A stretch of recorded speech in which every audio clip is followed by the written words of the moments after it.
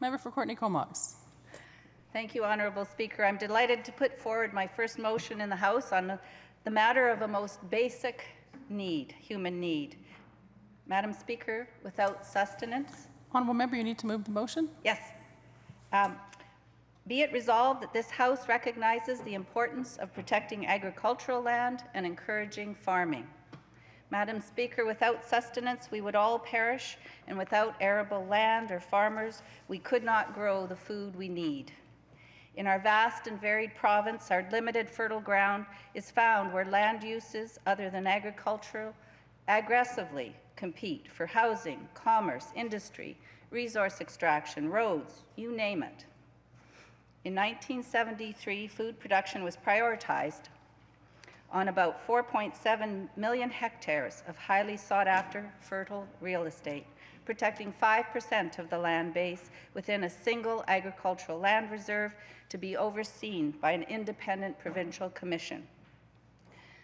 The Comox Valley is an agricultural community with $34 million in gross farm receipts and growing. But today, only 23% of the more than 23,000 hectares of ALR is actively farmed. 62% of the remaining land is in its natural state and available for production.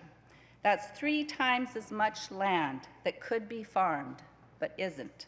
That's a lot of potential. And it's important to protect that potential and encourage more farming, since Vancouver Island gets more than 90% of its food from off-island, and there is only enough supply here for a few days. We witnessed how important food security can be with the wildfires in BC last year, when some communities were cut off and only local food was available. Resiliency to withstand disaster is where we need to be in every community. So how do we encourage farming and grow local supply?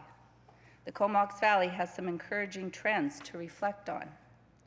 Although the average age of Comox Valley farmers is 59 years old, older than the Canadian average, unlike most of Canada, there's been a surge in agri-investments there, seeing more land going into production and higher gross farm receipts, according to our local Economic Development Office. While the older generation is still farming, many young agrarians are cropping up. There have been the development of niche markets, with a number of grape and fruit wineries, Natural Pastures award-winning cheeses, Tree Islands yogurt, and McClintock Farms water buffalo yogurt, as well as the renowned shellfish aquaculture of Baines Sound. Beef farms are expanding herds and buying up farms and growing a grass-fed, organic, natural specialty meat sector. Its necessary forage production has the potential in the Comox Valley to grow up to 5 times what it is today. On the other end of the spectrum, organic produce on small farms with young agrarians has seen an uptick, but accessing land is an issue. There are about 10 big dairy farms and over 400 small farms, 75% being organic. Diligent support and a comprehensive plan is needed to turn trends into long-term change, and our new government is doing just that. Grow BC will help young farmers access that land and support expansion of local food production. Feed BC will help grow consistent markets for BC grown and processed food. And Buy BC will boost marketing and expand market access. Agricultural land in BC is under threat after the previous government brought forward Bill 24 in 2014 with virtually no consultation. Continuous improvement's a good concept, but it can't be achieved without regard for those who practice farming or who are in the food industry. The uproar that followed the creation of 2 zones, that's 2 kinds of ALR, with attached legislated measures which will allow losses of up to 90% of good farmland, indicates that Bill 24 has not been considered an improvement. That's why I'm encouraged by today's Minister of Agriculture's interest in hearing from British Columbians about what we can do to strengthen our farming and ranching industry.